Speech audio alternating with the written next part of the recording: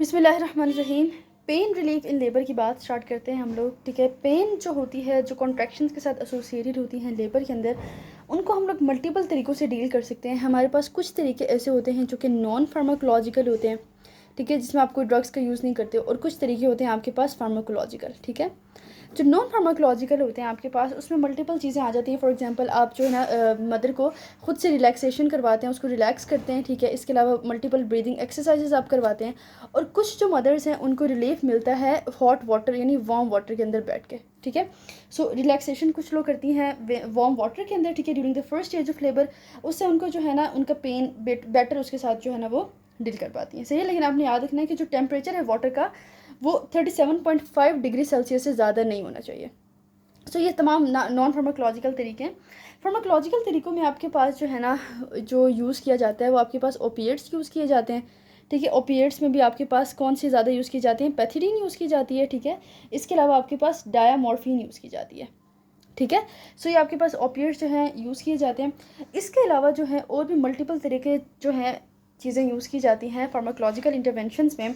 आपके पास जो है इसमें यूज़ किया जाता है इन्हेलेशनल एनाल्जेसिया भी। ठीक है, ओपिएट्स के अलावा आपके पास इन्हेलेशनल एनाल्जेसिया आ जाता है आपके पास। ठीक है, आप किस फॉर्म में देते हो? आप उसको नाम देते हो एंटोनॉक्स का। एंटोनॉक्स में बेसिकली क्या होता है कि इक्वल अमाउंट्स होते हैं नाइट्रिक ऑक्साइड के, ठीक है, और साथ ही साथ ऑक्सीजन के। सही है, फ़ायदा इसका क्या है कि बड़ा ही इसका क्विक ऑनसेट है। ठीक है, क्योंकि ये एक आप कह लें गैसियस फॉर्म में तो काफ़ी रैपिडली एक्ट करती है। ठीक है, क्विक ऑनसेट है, लेकिन साथ में इसका जो ड्यूरेशन है वो भी बड़ा शॉर्ट होता है। ठीक है, लेकिन ये है कि इसको पैथिडीन जो है यानी ओपिएट से ज़्यादा इफेक्टिव समझा जाता है। ठीक है, लेकिन फिर इसके जो हैं साइड इफ़ेक्ट्स वगैरह भी आ जाते हैं, जिसमें आपके पास लाइट हेडेडनेस है एंड नोजिया वगैरह। ये सब चीज़ें आपकी बुक में लिखी हुई हैं, आप रीड कर सकते हैं, इसमें कोई मुश्किल बात नहीं है। हमने जो मेन अपना देखना है डिटेल में वो है जी एपिड्यूरल एनाल्जेसिया, जो कि बड़ा ही इंपॉर्टेंट हमारे पास जो है टॉपिक है। ठीक है, एपिड्यूरल होता क्या है और इसकी क्या कॉम्प्लिकेशंस हो सकती हैं, क्या इसका टेक्निक है, वो हम लोग सारा डिटेल में देखेंगे।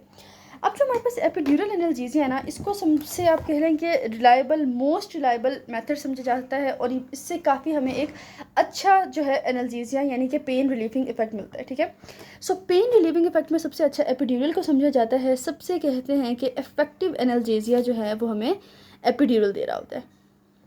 ठीक है जी। अच्छा, अब जो है हमने क्या करना होता है, जो मदर होती है फीमेल, उसको हम लोगों ने तमाम बेनिफिट्स और तमाम रिस्क का पहले ही बता देना होता है कि क्या क्या आपको इससे कॉम्प्लिकेशंस डेवलप हो सकती हैं, इसके क्या फ़ायदे हैं। अब सारी बातें जो है पहले फीमेल को बताओगे। ठीक है, उसके बाद एपिड्यूरल एनाल्जेसिया उसने लेना है या नहीं लेना, ये फाइनल डिसीजन उसी फीमेल का होता है। ठीक है, अच्छा, अनटिल अनलेस ये कि कोई डेफिनेट कॉन्ट्राइंडिकेशन है कि आप एपिड्यूरल नहीं दे सकते, आपने जो है हमेशा वुमन से पूछना है। अच्छा, अब क्या होता है कि आपने ना पहले वुमन को वार्न कर देना होता है, आपने बता देना होता है कि आपके पास ना इससे क्या क्या मल्टीपल मसले हो सकते हैं। आपके पास जो है ना लॉस ऑफ सेंसेशन हो सकती है। ठीक है, लोअर जो आपकी बॉडी है, लोअर लिम्स वगैरह वहाँ पे। ठीक है, लेकिन टेम्परेरीली। ठीक है, लेग्स वगैरह में। इसके अलावा जो है ना आपको कॉन्टीन्यूसली क्या करनी पड़ेगी, फीटल मॉनिटरिंग भी करनी पड़ेगी, यानी हर बात आपने जो है फीमेल को पहले बता देनी है। ठीक है जी। जो सबसे इम्पॉर्टेंट चीज़ हमारे पास इसमें है ना एपिड्यूरल एनाल्जेसिया में, वो इसकी कॉम्प्लिकेशंस हैं। इसकी कॉम्प्लिकेशंस का हमें अच्छे से आइडिया होना चाहिए कि क्या क्या मसले मसाइल डेवलप हो सकते हैं एपिड्यूरल एनाल्जेसिया से। अच्छा, एक तो हमारे पास ये है कि देखिए, अब फॉर एग्जांपल मैं यहाँ पे बनाती हूँ, ये जो है ना मेरे पास आ जाती है स्पाइनल कॉर्ड। ठीक है, ये मेरे पास स्पाइनल कॉर्ड है। सही है, अब बाहर की तरफ जो है मैं बना देती हूँ जी ड्यूरा एरेक्नॉइड। ठीक है, दिस इज़ ड्यूरा एरेक्नॉइड, मतलब बाहर की तरफ से ड्यूरा मैटर है, अंदर की तरफ से एरेक्नॉइड मैटर है। ठीक है, अच्छा, पिया मैटर तो हमें पता है ना कि स्पाइनल कॉर्ड के बिल्कुल साथ साथ चिपकी होती है। सही है, तो उसका हमारा कोई मतलब उससे हमारा कोई कंसर्न नहीं है इसमें। तो मेनली हमें ना ड्यूरा एंड एरेक्नॉइड का पता होना चाहिए। और बाहर की तरफ जो है हमारे पास दिस इज़ आवर स्किन।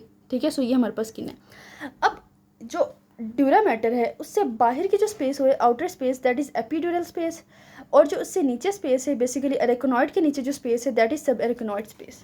ठीक है, ये बातें सारी आपको एनाटॉमी में ऑलरेडी पता होंगी। हमारा जो मकसद है, हम लोगों ने एनेस्थीसिया देना है इस स्पेस के अंदर। ठीक है, which is the epidural space. सही है, अब कॉम्प्लिकेशंस आप जो है ना खुद बड़े आसानी से बना सकते हैं।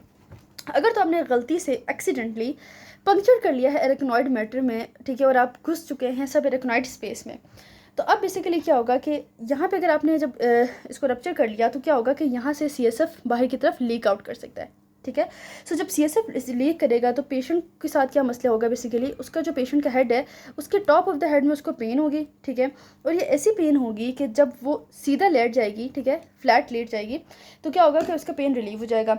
लेकिन जब वो बैठ जाती है अपराइट, सिटिंग अपराइट में, उसकी जो पेन है वो सारी की सारी मज़ीद एग्जैगरबेट हो जाती है, सही है। सो लेटने पे उसकी क्या हो जाती है, पेन रिलीव हो जाती है। जब वो अपराइट बैठती है तो उसकी मज़ीद इंटेंस हो जाती है पेन, सही है। सो ये बात आपको पता होनी चाहिए, ये कब होगा, जब CSF वहाँ से लीक करेगा। सो इस तरह की टिपिकल क्या कहते हैं हेडेक को हम लोग बेसिकली बोल रहे होते हैं स्पाइनल हेडेक, ठीक है। सो ये it is one of the complications of epidural analgesia.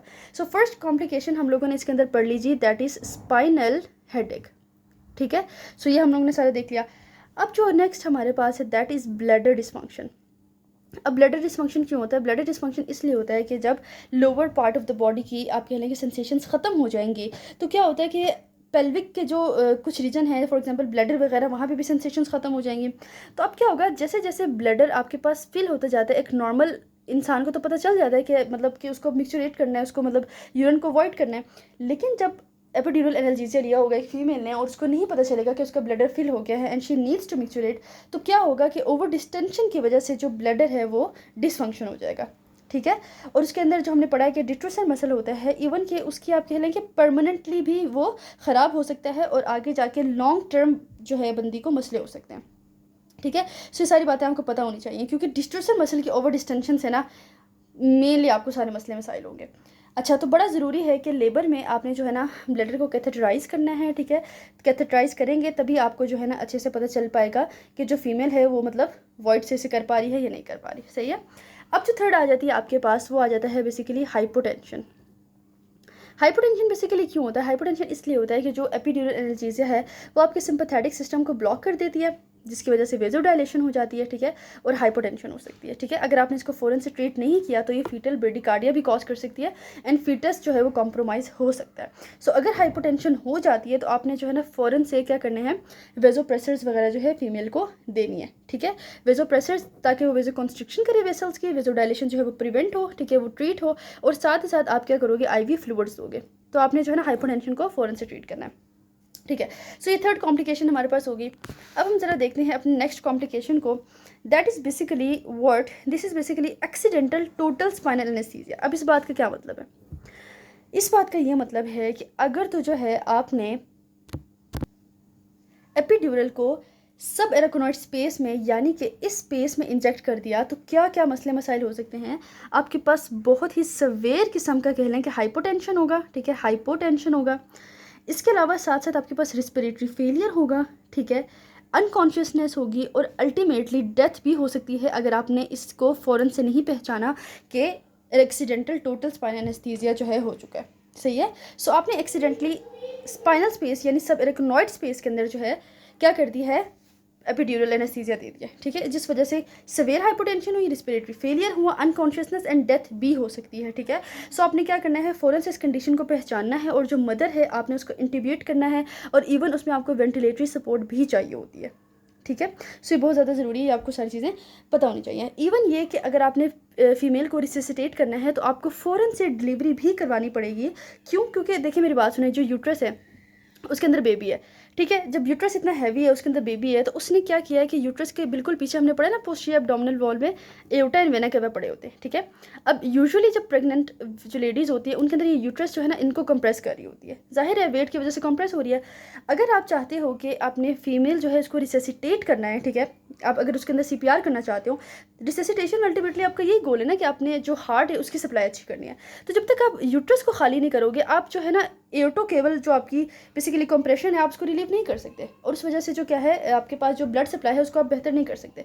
सो आपको अर्जेंट डिलीवरी भी करनी पड़ सकती है बेबी की, ठीक है, ताकि आप मदर को रिससिटेट कर सको और एओर्टो केवल जो कंप्रेशन है उसको ख़त्म कर सको, उसको कम कर सको, ठीक है जी। सो ये आपके पास आ गई, ठीक है। उसके बाद जो है आपके पास इसमें क्या आ सकता है, इसमें जो है ना अगर आपने जो है गलती से क्या किया कि जो एनाल्जेसिया है वो किसी ब्लड वेसल के अंदर दे दिया, ठीक है, आपने गलती से ब्लड वेसल को पंक्चर कर दिया, उसके अंदर आपने दे दिया, तो डायरेक्ट ड्रग टॉक्सिसिटी हो सकती है, ठीक है।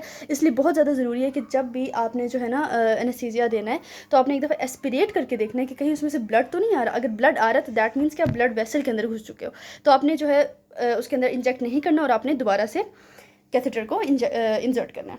ठीक है। सो ये तो हमारे पास कॉम्प्लिकेशंस थी। अब ज़रा हम लोग देखते हैं जी टेक्निक को।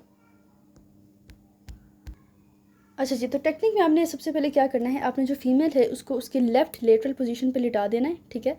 या लेफ़्ट लेटरल पोजीशन में आप उसको लिटा सकते हो, या फिर आप क्या कर सकते हो, उसको अपराइट भी बिठाकर, मतलब सीधा बिठाकर आगे की तरफ हम उसको कहेंगे कि वो झुक जाए, मतलब लीन ओवर हो जाए। ठीक है, आगे की तरफ।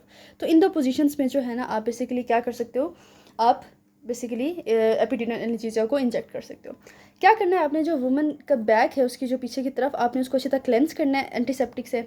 उसके बाद आपने वहाँ पे एक लोकल एनेस्थेटिक को इन्फिल्ट्रेट करना है। ठीक है, उस एरिया को आपने सारा नम कर देना है। अब आप किस किस लेवल पे जो है ना पंक्चर कर सकते हो एपिड्यूरल कैथेटर को, इसके लिए आपके पास 3 पोजीशंस आ सकती हैं बेसिकली, या तो L2 L3 के लेवल्स पे, या फिर L3 L4 के लेवल्स पे, या फिर L4 L5 के लेवल्स पे।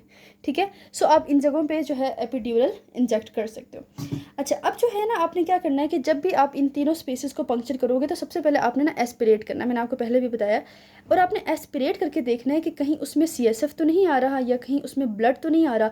ठीक है। अगर इन दोनों में से कोई भी चीज़ आ रही है तो आपने जो है ना फिर से नीडल को निकालना है और आपने दोबारा से उसको इंजेक्ट करना है, क्योंकि ना CSF आना चाहिए ना ब्लड आना चाहिए। ठीक है। इनके क्या कॉम्प्लिकेशन हो सकते हैं वो हम लोग ऑलरेडी देख चुके हैं। अच्छा, अब जो एक तरीका होता है ये देखने के लिए कि जो हमारी नीडल है वो सही जगह गई है या नहीं गई, उस तरीके को हम लोग कहते हैं कि हम लोग सबसे पहले इंसर्ट करते हैं टेस्ट डोज। अब टेस्ट डोज बेसिकली क्या होती है, अब जो टेस्ट डोज होती है ना ये कंफर्म करती है कि जो कैथेटर है उसकी पोजीशन क्या है। इसके अंदर हम लोग बेसिकली करते क्या हैं, इसके अंदर ना हम लोग स्मॉल वॉल्यूम लेते हैं एक डाइल्यूट लोकल एनेस्थेटिक का। ठीक है। तो इसमें बेसिकली हम लोग टेस्ट डोज में एपिड्यूरल को यूज़ नहीं करें, हम लोकल एनेस्थेटिक लेते हैं, क्योंकि हम जस्ट एक ट्रायल करना चाहते हैं, हम देखना चाहते हैं कि हमारी नीडल गई कहाँ पे। ठीक है। सो हम लोग क्या करते हैं, स्मॉल वॉल्यूम लेते हैं डाइल्यूट लोकल एनेस्थेटिक का। ठीक है। और उसको हम लोग इंजेक्ट कर देते हैं। अगर तो वो अपनी सही जगह पे यानी कि एपिड्यूरल स्पेस पे है, यानी कि बाहर की तरफ है, मतलब कि उसने एरेक्नॉइड मैटर को क्रॉस नहीं किया, वो सिर्फ बाहर की तरफ एपिड्यूरल स्पेस में है, तो कोई भी किसी किस्म का इफेक्ट प्रोड्यूस नहीं होगा, कोई आप कह लें कोई सेंसरी ब्लॉक नहीं होगी, कोई लेग वीकनेस नहीं होगी, कोई ऐसा मसला नहीं होगा। ठीक है। सो हम लोग ने 5 मिनट तक ये ऑब्जर्व करना है। लेकिन अगर तो जो है आपके पास क्या कहते हैं कि ऐसे मसले मसाइल आने लग जाए, फॉर एग्जांपल आप कह लें कि मोटर लॉस होने लग जाए, या आप कह लें कि रिस्पिरेटरी वीकनेस होने लग जाए, ठीक है, पेरिफेरल वेज़ोडाइलेशन होने लग जाए, तो इसका मतलब ये है कि आपका जो कैथेटर है वो अब सब एरेक्नॉइड स्पेस के अंदर जा चुका है। ठीक है। सो ये चीज़ बड़ी ज़रूरी है समझने के लिए। तो आपने टेस्ट डोज दिया और कैसे दिया और क्यों दिया वो मैंने आपको सारा बता दिया। तो 5 मिनट तक हम लोग ये सारा कुछ ऑब्जर्व करते हैं। फिर जब अगर हमें कोई साइन कोई सिम्टम नहीं मिलता, दैट मीन्स कि हमारी जो नीडल है वो एपिड्यूरल स्पेस पे है, और फिर हम जो है लोडिंग डोज जो होता है एपिड्यूरल का एनेस्थीसिया का वो हम लोग इंजेक्ट कर देते हैं। अब जो एपिड्यूरल सोल्यूशन होता है इसका हम लोग ज़रा इसकी कॉम्पोजिशन भी देख लेते हैं कि क्या होती है। एपिड्यूरल की जो कॉम्पोजिशन होती है उसके अंदर बेसिकली आपके पास मिक्सचर होता है लोकल एनेस्थेटिक का। ठीक है। लोकल एनेस्थेटिक में जो बेसिकली आप यूज़ करते हैं दैट इज़ ब्यूपीवेकेन। ठीक है, ब्यूपीवेकेन आप यूज़ करते हो, और साथ ही साथ आप ना इसके अंदर ओपियोइड को भी ऐड करते हो। सो इन दोनों का ही मिक्सचर होता है। ओपियोइड में बेसिकली आपके पास क्या होता है, इसमें जो होता है वो होती है फेंटेनाइल। ठीक है, फेंटेनाइल। सो बेसिकली इन दोनों का मिक्सचर आप जो है ना इसका सोल्यूशन बना के आप एपिड्यूरल एनेस्थीसिया में इंजेक्ट करते हो। सही है जी। सो ये सारा कुछ हमारे पास हो गया, और जब आपने एक दफ़ा इंजेक्ट कर दिया तो हर 5 मिनट के बाद आपने 15 मिनट तक ब्लड प्रेशर को मॉनिटर करते रहना है कि कहीं हाइपोटेंशन वगैरह तो नहीं हो रही। ठीक है। और एक और इम्पॉर्टेंट बात वो ये है कि आपने मदर को कहना है कि उसने सीधा यानी कि सुपाइन पोजीशन में नहीं लेटना, क्योंकि अगर सुपाइन पोजीशन में लेटेगी अगेन वही बात, एटो केवल कॉम्प्रेशन होगा, एओटन मैंने केवल कॉम्प्रेस होगा, मटरनल कार्डिक आउटपुट जो है वो रिड्यूस हो सकता है, जिस वजह से प्लेसेंटल परफ्यूजन कम होगी और जो फीटस है वो कंप्रोमाइज़ हो सकता है। सो ये बेसिकली हमारे पास एपिड्यूरल आ गया। जल्दी से स्पाइनल एनेस्थीसिया को भी देख लेते हैं, जो कि हमारे पास इसके अंदर लास्ट टॉपिक आ जाता है। स्पाइनल एनेस्थीसिया में आपने क्या करना है, बस इतनी सी बात है कि आपने जो है इसमें जो एनाल्जेसिया होता है वो आपने सब एरेक्नॉइड स्पेस के अंदर जो है इंसर्ट करना होता है। ठीक है, जो अंदर की तरफ स्पेस थी ड्यूरामेटर से, एरेक्नॉइड मेटर से जो अंदर की तरफ थी, तो सब एरेक्नॉइड स्पेस में आप देते हो। इसका फ़ायदा ये होता है कि फास्टर ऑनसेट होता है। ठीक है। और जो है ना आपके पास क्या होता है कि आपने ना इसको सर्टन कंडीशन में यूज़ करना होता है, ठीक है। आपने इसको रूटीन एनाल्जेसिया में यूज़ नहीं करना लेबर के अंदर। आप इसको certain conditions for example C section के अंदर यूज़ करते हो, ठीक है। अगर आप इंस्ट्रूमेंटल डिलीवरीज करवाना चाहते हो तो उस कंडीशन में आप यूज़ करोगे, या अगर आप मैनुअली क्या करना चाहते हो, रिमूवल करना चाहते हो रिटेन प्लेसेंटा का, ठीक है, उस केस में आप इसको कर सकते हो। इसके अलावा अगर जो है आप कुछ ऐसे विजाइनल टीयर्स हैं, पेरिनियल टीयर्स हैं जो कि उनको रिपेयर करना मुश्किल है, तब आप ये एनेस्थीसिया बेसिकली दे सकते हो, ठीक है।